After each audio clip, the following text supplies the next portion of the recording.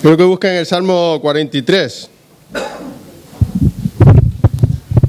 Una de las cosas que estoy haciendo últimamente es leyendo los Salmos y estoy compartiendo de los Salmos, tanto los domingos como también los viernes por la tarde, en el culto de oración. Aunque este viernes fue algo diferente y que compartí sobre cómo orar, ¿no? Cómo orar, porque a veces oramos pero no sabemos cómo hacerlo de una manera sistemática, que nos ayude a concentrarnos, que nos ayude a llevar unas pautas y saber. Y este viernes pues estuvimos haciendo eso, así que... Pero hoy quiero hablar de este Salmo 43,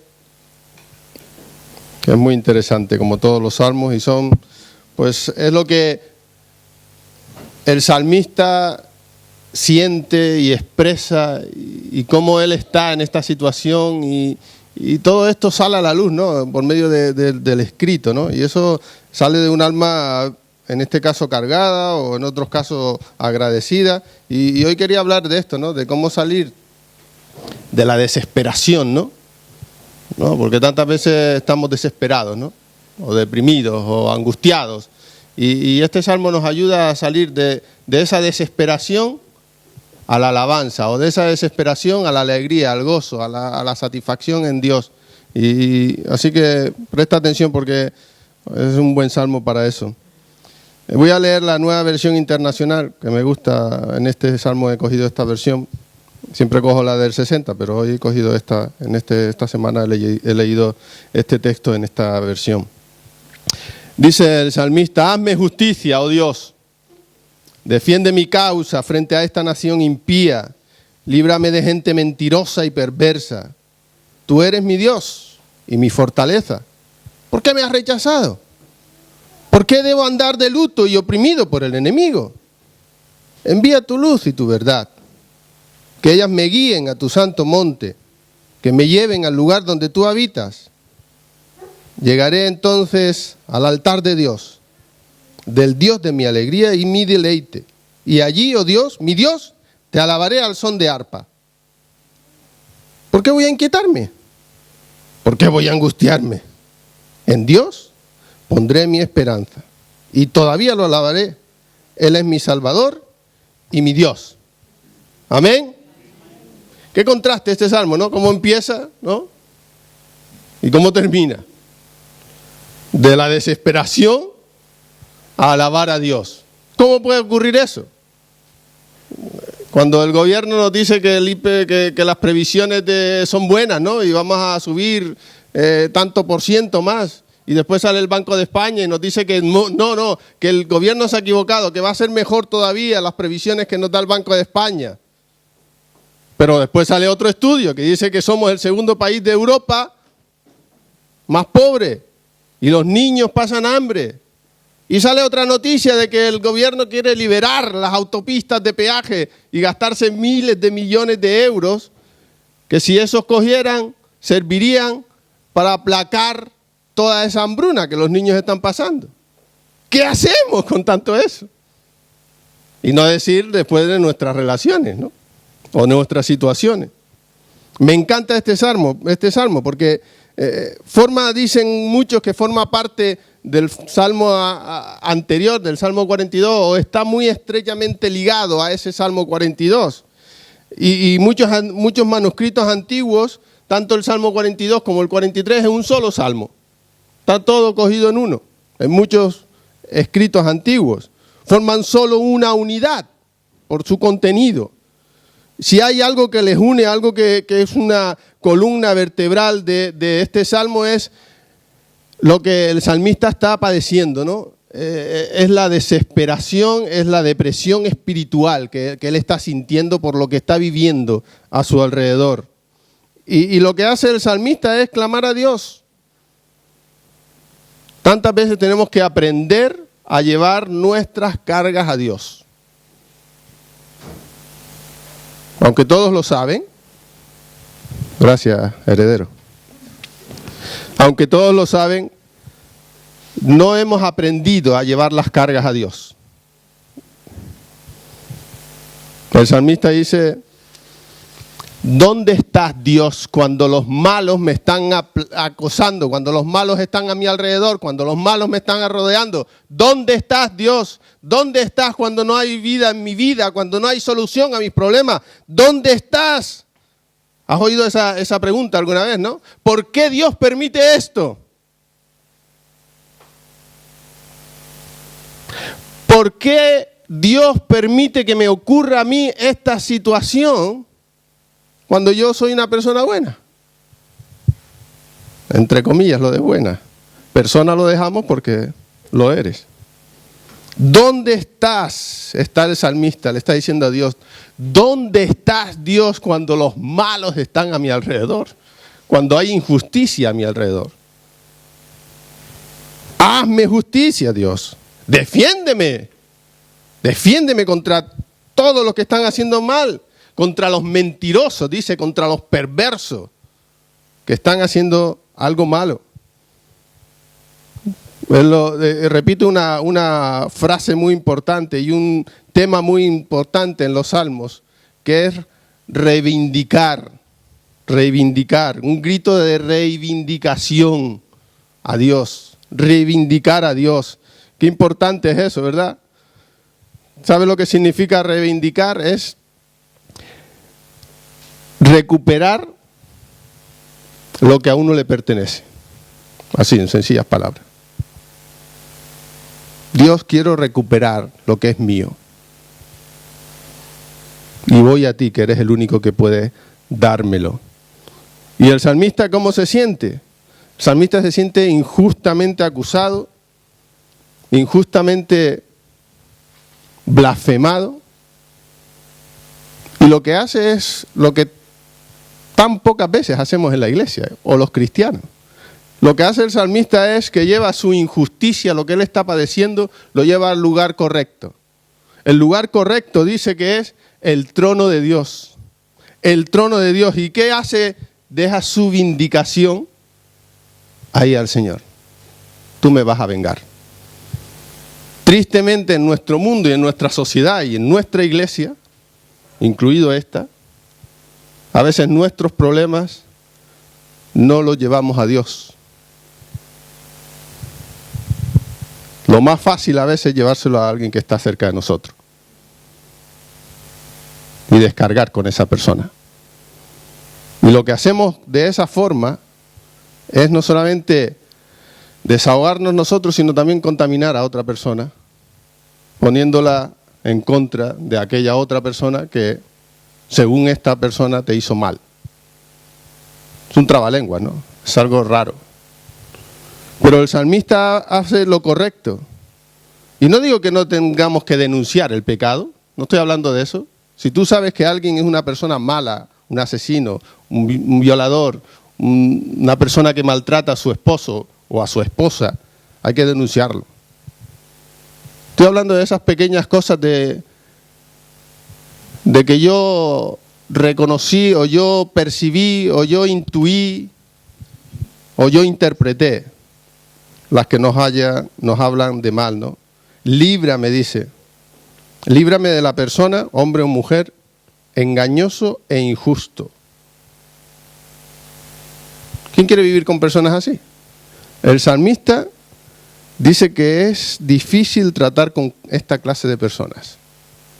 Siempre te van a engañar y siempre van a actuar en injusticia, porque solo saben hacer el mal. Solo saben hacer el mal. No solamente saben hacer el mal, sino que tienen la astucia de encubrir su engaño, de manipular la situación, de tergiversar las cosas. ¿Qué hace el salmista? No va un tercero a llevarle su queja. Mira lo que me hizo Jorge esta semana. No, esto es un ejemplo, no me ha hecho nada Jorge, ¿vale? No. Me mandó un WhatsApp, me dijo que me quería, no. Ya lo sé, ya. Un ejemplo, ¿no? Mira, si yo y Jorge tenemos una... Gracias a Dios todavía no la hemos tenido, pero algún día a lo mejor tenemos que... No. ¿Qué os parece si Jorge va a Miguel Ángel y dice, mira lo que me hizo Armando? Es que...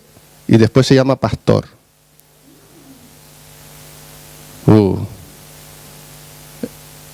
Eso es lo que hacemos muchas veces. Y eso va corriendo como una...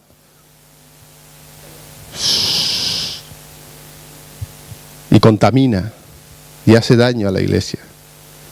Ya no está dañado solo a gente de Jorge, ahora ha contaminado a Miguel Ángel. A lo mejor Jorge tenía razón. ¿Qué debía hacer Jorge primeramente?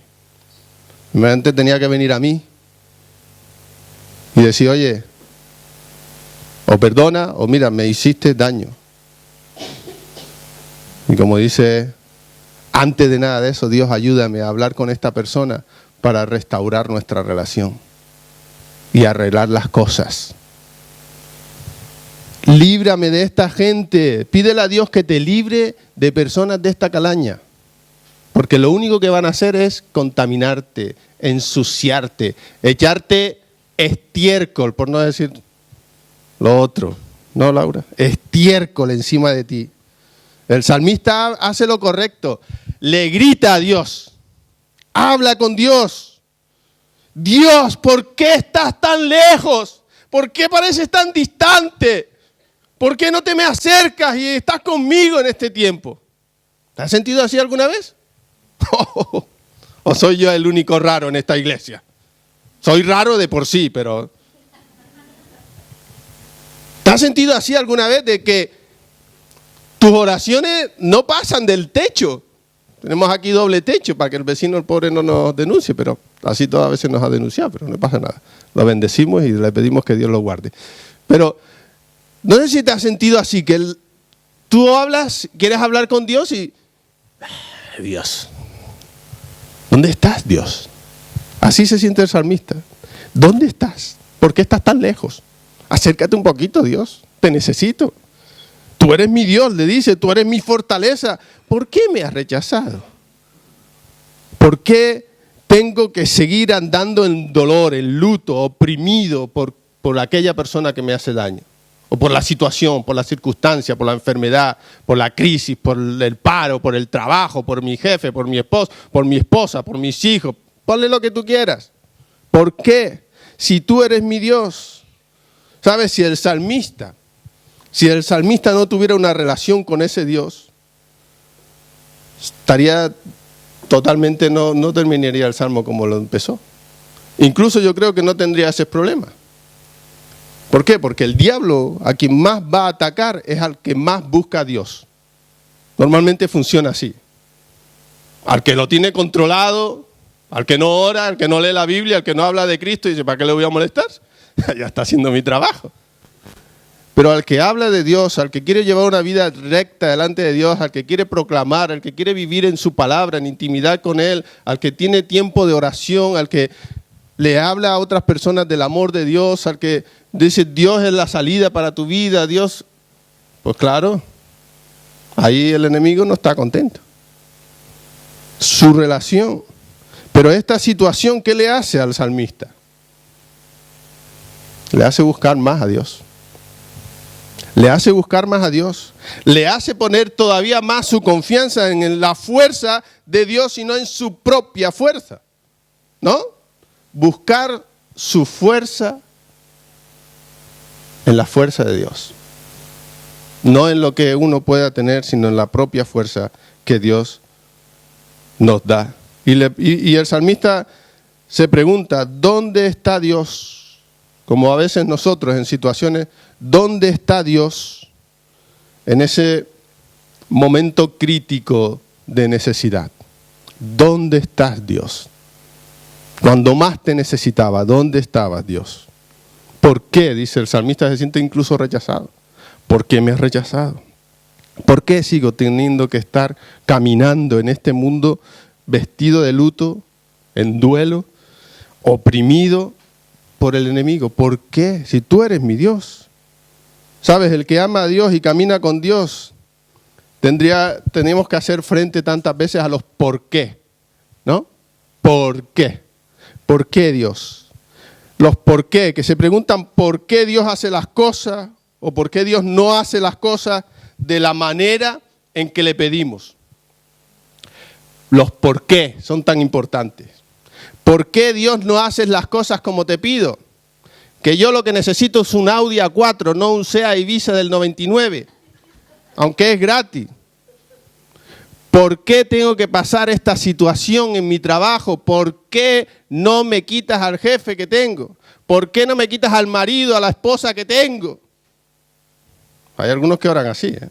No se crean ustedes que incluso en nuestro mundo hay gente que dice, ¿por qué tengo que aguantar yo a esta persona? ¿Por qué? Los por qué, ¿no? ¿Por qué Dios no hace las cosas como le pedimos? Sobre todo cuando la respuesta puede ser tan obvia, ¿no? Pero Dios sigue hablando. Y el salmista sigue hablando. Sigue hablándole a Dios. Porque Él necesita una guía, Él necesita ser conducido. Y le dice y le pide, ¿no? Envía tu luz y tu verdad. Que ellas me guíen. Envía tu luz.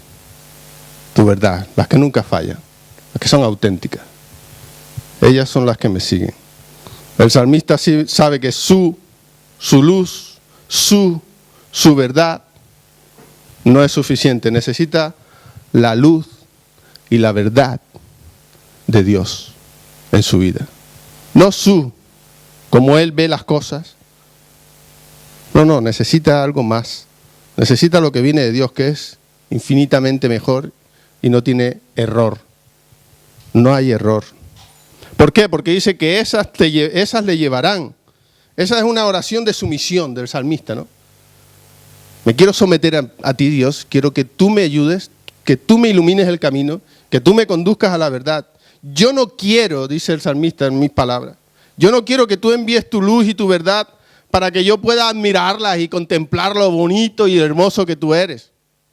No. Yo quiero someterme a tu luz y a tu verdad. ¿Para qué? Para que ellas me guíen a lo correcto. No a lo incorrecto, sino a lo eterno, a lo verdadero, a lo auténtico. Y yo quiero someterme a eso. Necesito seguirlas a donde ellas me lleven. Aunque a veces sean situaciones deplorables o que no nos gustan. El salmista dice, yo quiero seguirlas. Y quiero conducirme por ellas al lugar donde ellas me lleven. Y aquí empieza el salmista una procesión, ¿no? Una procesión de alabanza a Dios. Él ha comenzado deprimido en este tiempo, en este salmo, pero su resultado, el final, lo que le lleva a todo esto es alabar a Dios. Pero toda esta alabanza empieza ¿cuándo? Cuando él reconoce su luz y su verdad. La luz y la verdad que vienen de Dios. Porque no debemos buscar la luz en nuestro pecado, ni la verdad para que nos exalte a nosotros, sino que esa luz y esa verdad tienen que convertirse en nuestros guías prácticos que nos llevan a tener una comunión más íntima con Dios. Una comunión más íntima con Dios. Nos tienen que llevar a eso. Si no te lleva la luz y la verdad de Dios a buscarle más a Él, algo está fallando. No puedes guiarte sin esa luz y sin esa verdad. No puedes ver luz y no puedes ver la luz en medio de tu pecado. El viernes yo les hablaba a los hermanos de cómo orar y les daba unas pautas de cómo empezar. Nosotros normalmente cuando oramos, ¿qué hacemos? Pedimos, ¿no? Lo primero es que pedimos a Dios. Yo en mi tiempo de oración normalmente cambio eso. La petición yo lo tengo a lo último. Lo primero que yo hago es alabar a Dios. Le alabo por su grande, por lo que Él es, por lo hermoso, por lo precioso. Y después el segundo paso que yo hago cuando yo estoy orando, ¿sabes qué es? Confieso. Confieso mi pecado. Uy, que el pastor tiene pecado. Algunos haylos, a ver los haylos. Confesar mi pecado. Primero alabo a Dios, pero después reconozco que yo fallo y que cometo errores y que necesito librarme de esas cosas. Y cuando yo he confesado mi pecado, cuando yo le he alabado, he confesado mi pecado, después ¿sabes lo que hago? Le hago acción de gracias. Le agradezco a Dios. ¡Wow! Dios, me has perdonado. He sido limpio por ti. Gracias, Dios. Y cuando ya he hecho la alabanza, he hecho la confesión, he hecho la acción de gracias, ¿sabes qué hago después? Ya estoy listo para pedirle a Dios. Y empiezo a pedirle a Dios. Nosotros hemos cambiado esto, ese vértice, ¿verdad? Hemos puesto la pirámide al revés. Primero pedimos y después no sé cuántas cosas más, ¿no? Hacer cosas, la luz y la verdad nos tiene que convertir en esos creyentes prácticos que nos llevan cada día a tener una comunión más íntima con Dios. Nos llevan a eso, a comprometernos a vivir una vida de acuerdo a su voluntad, de acuerdo a lo que Él nos rige para alabarle en todo momento, sean buenos o malos. Por eso el salmista describe la respuesta, su respuesta a la respuesta que viene de Dios. Cuando Dios contesta su oración, cuando Dios le conteste, dice que va a entrar en su casa esa luz y esa verdad, dice la segunda parte del versículo 3, ellas me guíen a tu monte santo, a tu tabernáculo, que me guíen, ¿no? Y el qué ese, pues es una afirmación que se refiere, pues de nuevo, ¿a qué? ¿Qué le va a guiar? La luz y la verdad de Dios. Su luz y su verdad. ¿Y dónde lo van a llevar? Lo van a llevar a un lugar específico. Quiere que le lleve a un lugar específico. Dice, al Monte Santo, donde Dios habita, en la santidad. Y el segundo paso de la procesión, de esa alabanza continua de Dios, guiados, llevados por esa luz y la verdad, el salmista dice que llega ¿a dónde? Al lugar de reunión, el tabernáculo. El tabernáculo, lugar de encuentro con Dios. Lugar de encuentro, cualquier lugar donde el pueblo de Dios se reúne para encontrarse con Dios, se convierte en el tabernáculo de Dios. Este local es el tabernáculo de Dios. Es el lugar donde el pueblo de Dios se reúne, donde nos congregamos para buscar a Dios, donde nos congregamos para aprender de Dios. Tu monte santo, tu tabernáculo. Ahí es donde quiere ir el salmista. Ahí es donde quiere ir. Ahí es donde quiere que le lleve esa luz y la verdad. ¿Quiere ir a dónde? Al tabernáculo en el Antiguo Testamento, que era el lugar de reunión, la tienda de reunión. Y él quiere, ¿por qué quiere ir ahí? ¿Por qué quiere ir ahí el salmista? Porque él sabe que el Señor está ahí de una manera especial. Sí, mira, Dios está en tu casa y puedes orarle y puedes buscarle a Dios y Dios está ahí contigo. Pero se transforma y muta, entre comillas, cuando el pueblo de Dios se reúne. No tiene nada que ver con buscar a Dios en intimidad. Es como la oración. En la Biblia encontramos pasajes de oración particular, de tú a tú con Dios. Pero después está la oración congregacional. No tiene nada que ver una cosa con la otra. Y él sabe que en ese lugar, en el lugar de reunión donde el pueblo de Dios se reúne, ahí Dios se manifiesta de una manera especial. No que la otra no lo haga, también se manifiesta. Pero ahí con más poder todavía. ¿Por qué? Porque el salmista sabe que en ese lugar no está él solo, sino que se reúne con el pueblo de Dios. ¡Wow! ¡Qué fuerte!, ¿verdad? Esto está hablando del Antiguo Testamento. Fíjate toda la dimensión que eso cobra en el Nuevo Testamento. Por eso Hebreos dice, no dejen de congregarse. ¿Por qué? Porque ahí es donde está el pueblo de Dios reunido, el pueblo, la congregación de los santos, la iglesia de Cristo. Ahí, él sabe que tiene que ir ahí por eso. Pero es más, él sabe que es un lugar donde él puede centrarse en Dios a través de cada uno de los hermanos, a través de cada uno de los miembros del pueblo de Dios. Centrarse y concentrarse en Dios. Cuando perdemos esa visión de la iglesia, fíjate, esto es el Antiguo Testamento, pero no es que no ha cambiado mucho el Nuevo Testamento. Sigue la misma. Sobre esta roca dice que él iba a edificar la iglesia. Cuando Dios contesta la oración, lo que hace el salmista es le alaba. Dice, llegaré entonces, versículo 4, llegaré entonces al altar de Dios, del Dios de mi alegría, de mi deleite, y allí, oh Dios, mi Dios, te alabaré al son del arpa. No sé si has escuchado alguna vez un arpa. Teníamos en la iglesia donde estábamos en Las Palmas, un joven que en el conservatorio estudió instrumento y el instrumento que tocaba era el arpa. No lo podía llevar todos los domingos a la iglesia, imagínate, llevando el arpa todos los domingos, era un rollo. Pero no veas cuando él tocaba el arpa, qué maravilla.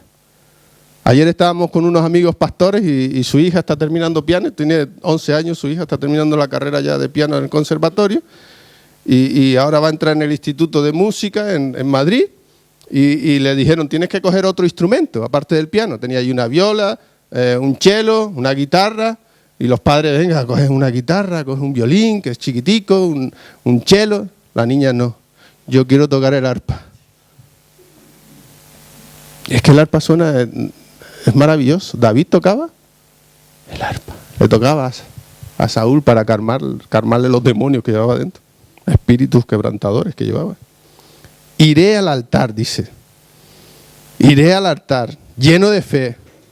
El salmista él anticipa la respuesta de Dios. Él confía tanto en Dios que él ya está anticipando y declara que él va a sacrificar, que él va a ir al altar. Que en el altar, ¿qué se hacía?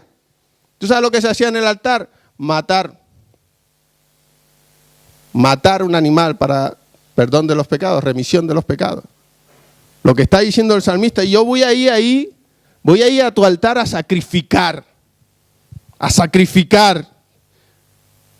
antes de que llegue tu respuesta, voy a ir a dar mi sacrificio. Y esto no es un sacrificio por la expiación de los pecados, esto es un sacrificio de gratitud, de celebración por la relación, por la comunión que tiene con Dios.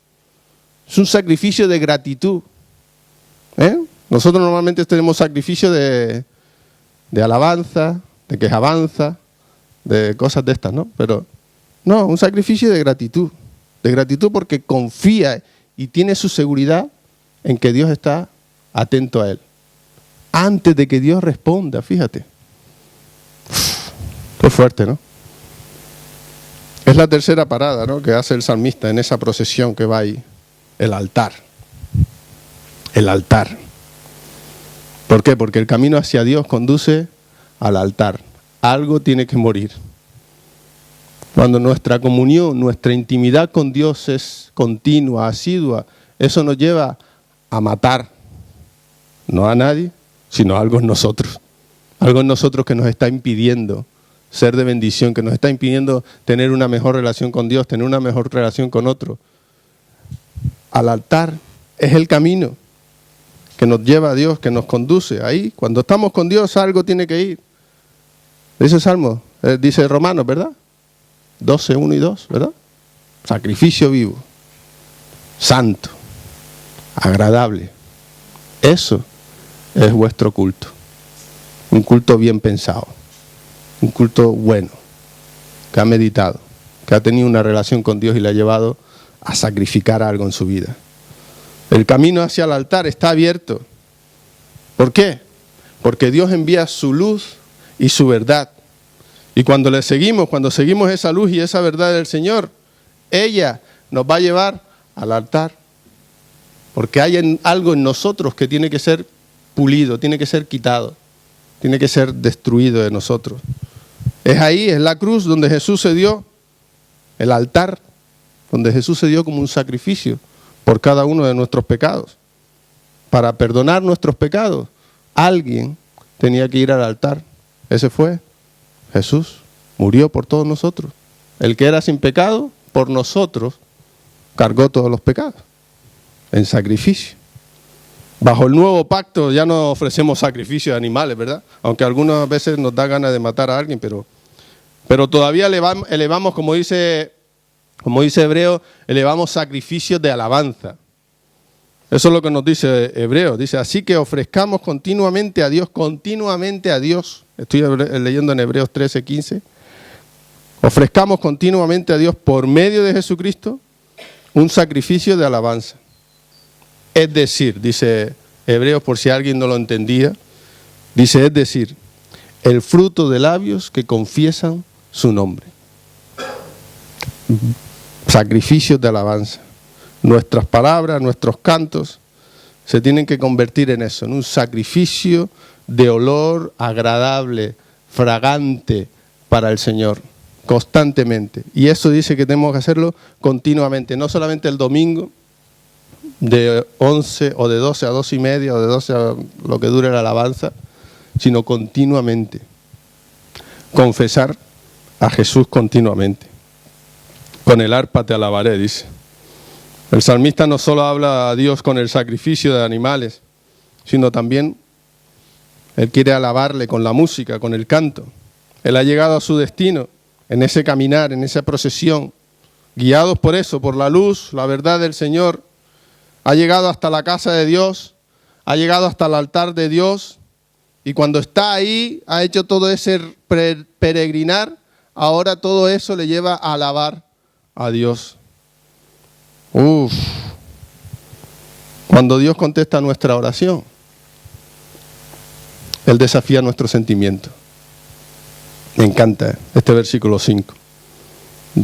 Descansa en la confianza de que en los valles de sombra y de muerte, esos valles de penumbra pronto quedarán atrás.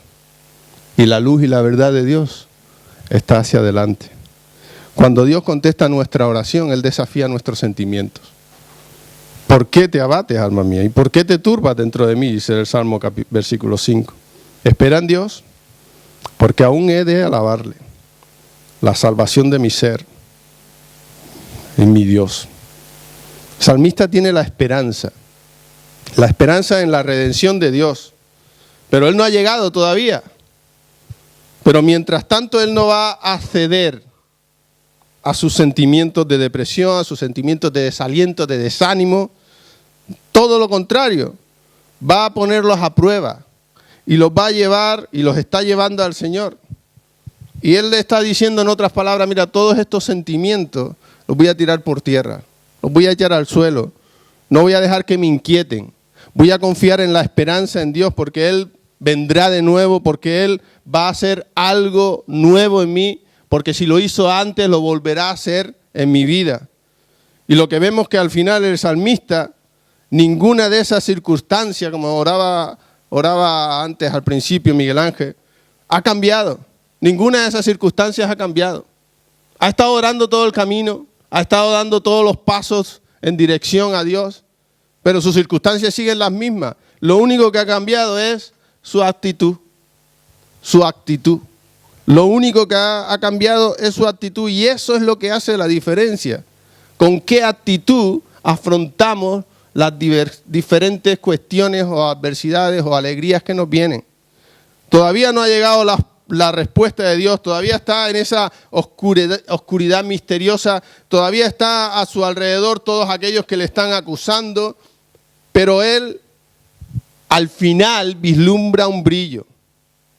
Vislumbra la esperanza. Aunque su alma está desesperada, él se anima en Dios y en la esperanza que hay en Dios, que es el único que le puede librar, que es el único que le puede juzgar con juicio auténtico, que es el único que le puede vengar. ¿No? Nosotros normalmente tomamos la venganza por nuestra mano y si es pronto, mejor. Pero cuando hacemos eso estamos pecando, porque esa es labor de Dios. Mía es la venganza, dice el Señor. Mía, yo pagaré. Déjamelo en mis manos, tú solamente ora. Tú solamente descansa en mí, tú solamente confía en mí. Yo pondré las cosas en su sitio. En el tiempo de Dios, que no es el tiempo nuestro normalmente. Su alma tan desesperada, rey de Israel, que podría cargarse al que quisiera, y lo había hecho anteriormente. Pero él descansa en Dios y en su esperanza.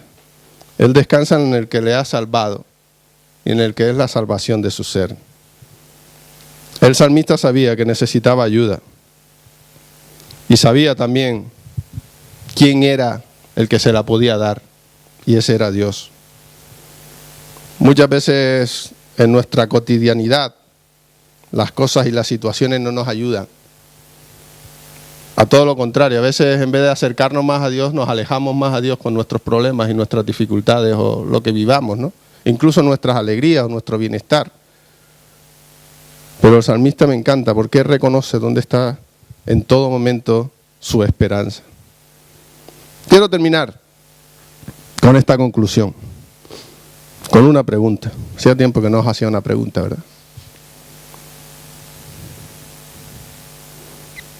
Medítala en ella, no te sientas ofendido ni nada. Lo escribí y a lo mejor es fuerte, pero el primero fue para mí, ¿vale?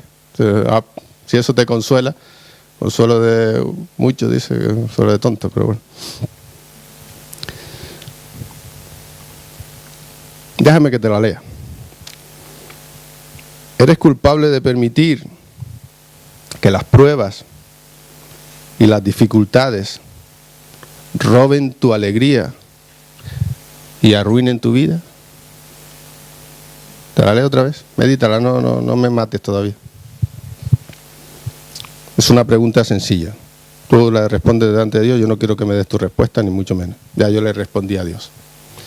Te la repito otra vez. Eres culpable de permitir que las pruebas y las dificultades roben tu alegría y arruinen tu vida. Habla con Dios. Porque si es así, el secreto para ser libre de ese en tu vida solo se encuentra en la luz y en la verdad de Dios. Solo se encuentra ahí. Yo no estoy diciendo que vosotros seáis culpables, cada uno que se las arregle como pueda. Por eso debes aprender a llevar las cargas al Señor. Aprender a llevar las cargas al Señor. Pero debes aprender a comprometerte, a vivir tu vida de acuerdo a su voluntad y alabarle en todo momento. Sacrificios de alabanza, continuamente. Sí, cuando las cosas van mal también, incluso en la hoguera, ¿no, Miguel Ángel? Incluso en la hoguera, alabar a Dios. Incluso en los leones, los cristianos cantaban cuando les estaban los leones mordiendo. Comprometerte a vivir de acuerdo a eso, a la voluntad de Dios y alabarle en todo. No a la voluntad de nadie, no a los deseos caprichosos de nadie, no, de Dios. Dios. Y descansa. Descansa en la confianza de que esos valles de sombra, de muerte que te están rodeando en este momento, alguna vez van a quedar atrás y serán experiencias. Experiencias amargas en muchas ocasiones, pero experiencias que te van a ayudar a descansar y a depositar toda tu fe en la luz y en la verdad que vienen en Cristo Jesús. ¿Qué preguntas, no? Esta pregunta la hice porque yo a veces soy culpable. No estaba pensando en nadie. Yo a veces permito que lo que me rodea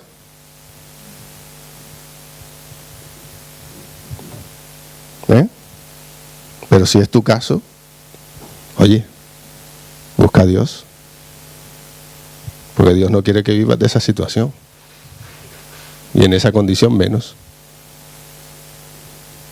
No, Él quiere que vivamos como de victoria en victoria, soldados, valientes, en espíritu de poder, no de cobardía. Tantas promesas de Dios. Vamos a orar. Si tu vida está en esa situación que todavía no has aprendido a llevar a Dios, que no te has comprometido a vivir y alabarle de acuerdo a su voluntad y que todavía no estás descansando en Dios, pídele a Dios que te ayude. Que este salmo sea un salmo tuyo que pueda ayudarte a pasar de la desesperación, de la depresión, de la angustia, a la alegría, a la alabanza, al gozo, a confiar más en Dios. Dios y Padre, gracias. Gracias porque tú nos llevas del luto al gozo, Señor. De un manto de ceniza a bailar delante de ti. Así que guíanos, Padre, para que verdaderamente podamos en cada momento de nuestra vida saber a dónde acudir. Enséñanos, como dijiste en el Nuevo Testamento, Jesús, que vayamos a ti todos los que estamos trabajados y cargados, porque tú eres el único que nos da el descanso el auténtico descanso, Señor. Y necesitamos aprender a llevar esas cargas a ti, Señor. Y queremos descansar y depender de tu paz. Señor, ayúdanos a vivir cada día cubriéndonos con tu rostro, cubriéndonos con tu sangre y viviendo vidas que verdaderamente te honren y te alaben a ti, Señor. Donde quiera que estemos, que nuestras vidas sean un reflejo de Jesús. Y, Señor, ayúdanos a tener descanso y a tener paz, a confiar aún en los momentos más trágicos de nuestra vida. Señor, porque aún ahí tú nos estás acompañando. Dice tu palabra que aunque andemos en valle de sombra de muerte, no temeremos, porque tú estás con nosotros. Ayúdanos a seguir en esta procesión de alabanza continua a ti, de alegría y de gozo en medio del sufrimiento, en medio de la inseguridad, y que todo sirva para honrarte y para que otros sean alcanzados por la confianza y la fe que ven en nosotros en ti, Señor. Bendito sea Jesús, en tu nombre oramos. Amén, Señor.